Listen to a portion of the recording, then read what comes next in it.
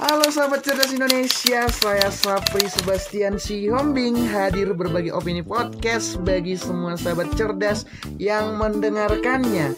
Pada kesempatan kali ini saya akan berikan judul podcast saya ialah Merdeka Belajar di Pandemi COVID-19. Sahabat cerdas Indonesia, seperti yang kita ketahui bersama bahwa program Merdeka Belajar merupakan sebuah program yang diinisiasi bahkan disuarakan oleh pemerintah. Dan bukan hanya itu, program ini sudah dideklarasikan Kementerian Pendidikan dan Kebudayaan secara khusus Bapak Nadiem Anwar Makarim. Sahabat cerdas Indonesia, setiap orang menjadi guru, setiap rumah menjadi sekolah. Demikianlah layaknya ungkapan dari Bapak Pendidikan Indonesia Ki Hajar Dewantara yang sangat cocok untuk dijadikan motivasi pada sistem pembelajaran daring di masa pandemi COVID-19 yang masih terjadi saat ini secara khusus di negara kita Indonesia tercinta. Sahabat podcast dan sahabat cerdas Indonesia, pandemi COVID-19 di Indonesia telah berdampak multisektor, tidak hanya mengancam kesehatan dan perekonomian, akan tetapi ikut mengganggu sektor pendidikan formal di Indonesia itu sendiri. Dampak mewabahnya virus corona atau COVID-19 telah mengancam pertumbuhan dunia pendidikan. Bahkan seperti yang sudah saya sampaikan bahwa sistem pendidikan tatap muka atau sering disingkat PTK dengan cepat beralih menjadi sistem pendidikan jarak jauh atau disingkat dengan PJJ berbasis daring dan virtual itu sendiri. Sahabat podcast dan sahabat cerdas Indonesia, tidak sedikit dari kalangan kita atau stakeholder yang terkait di dalamnya merasa terkejut dengan kebiasaan baru yang tidak pernah terpikirkan sebelumnya. Sahabat cerdas Indonesia, pandemi yang masih merebak mengharuskan sekolah agar tidak melaksanakan pembelajaran tatap muka untuk memutuskan mata rantai penyebaran COVID-19 dan menghindari munculnya klaster baru pada dunia pendidikan. Akan tetapi, pembelajaran jarak jauh sepertinya mendapatkan banyak keluhan dari golongan pelajar maupun pengajar itu sendiri.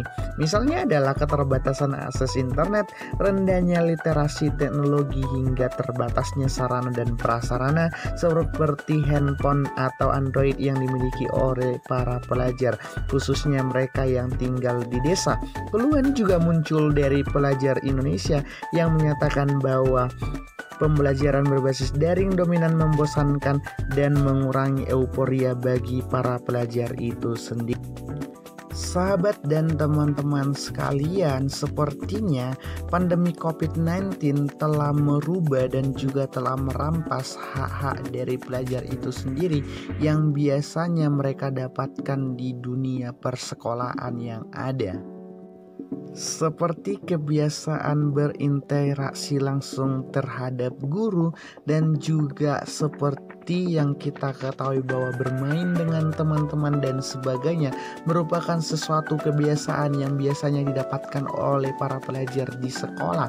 Namun karena hadirnya pandemi COVID-19 mengakibatkan mereka tidak dapat mendapatkan hal tersebut seperti biasanya. Kemudian teman-teman sekalian, seperti yang kita ketahui, siswa kelas 1 SD yang pada awal masuk sekolah mereka diajarkan membaca, diajarkan berhitung matematika dasar dan sebagainya.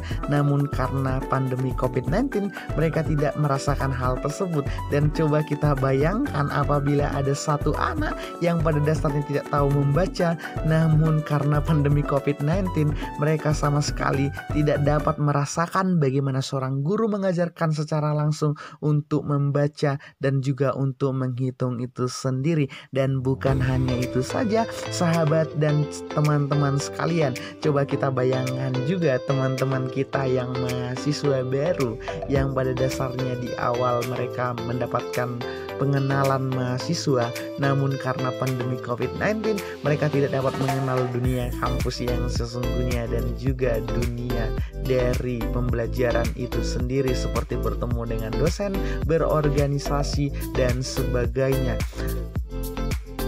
Teman-teman sekalian, saya yakin dan percaya juga bahwa pandemi COVID-19 saat ini telah merampas hak mereka untuk bebas belajar dan mendapatkan pendidikan. yang wajar seperti yang kita ketahui bersama.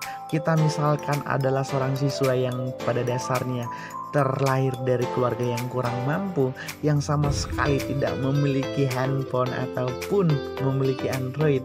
Bagaimana mereka dapat belajar dengan sistem pembelajaran daring?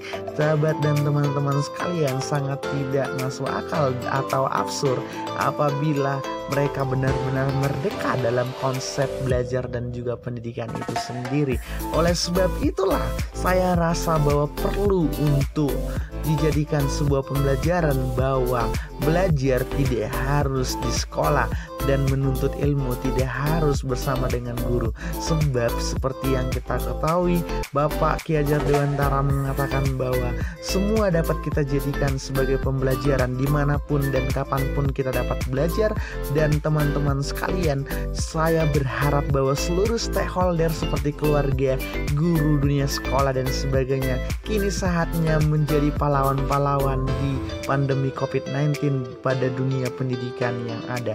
Oleh sebab itulah teman-teman sekalian, mari kita saling bahu-membahu, saling mendukung sehingga terciptanya pendidikan yang memadai untuk saudara-saudara dan teman-teman kita semua. Sekian podcast saya hari ini.